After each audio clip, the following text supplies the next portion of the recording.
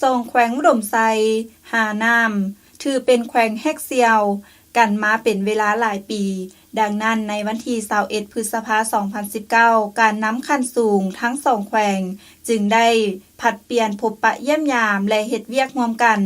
ซึ่งการน้ำแขวงอุดมไซน้ำโดยทานปริญญาเอกคำพันธ์เผยยวงศ์กรรมการศูนย์กลางภาคเลขาพรรคแขวงเจ้าแขวงแขวงอุดมไซฝ่ายแขวงหาน้ำโดยสหายเหงียนบิงควาง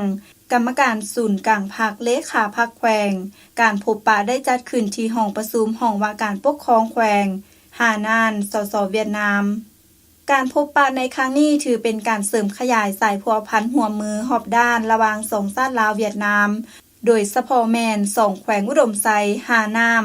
ให้นับมือนับมั่นคงทะนงแกนสัวกาลานานเฮ็ดให้ความสามัคคีแบบพิเศษแน่นแฟ้นยิ่งขึ้นอีกในพิธีทั้งสองฝ่ายได้ผลัดเปลี่ยนกันรายงานสภาพการเคลื่อนไหวจัดตั้งปฏิบัติแผนพัฒนาเศรษฐกิจสังคมรวมทั้งมากผลของการพัวพันหัวมือระหว่างสองแขวงในระยะผ่านมา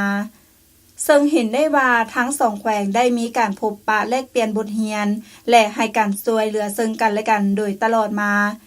เช่นด้านการศึกษาการก่อสร้างพื้นฐานโครงสร้างด้านกสิกรรมและอื่นๆเพื่อสืบต่อเสริมขยายสายพัวพันหัวมือทั้งด้าน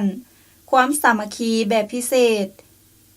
ให้นับมือนับขยายตัวและมั่นคงทะนงแกนขึ้นเรื่อยๆการนำทั้งสองฝ่ายจะได้สืบต่อพัดเปลี่ยนการเคลื่อนไหวพบปะเยี่ยมยามแลกเปลี่ยนบทเรียนและเฮ็ดเวียกร่วมกันอย่างเป็นปกติ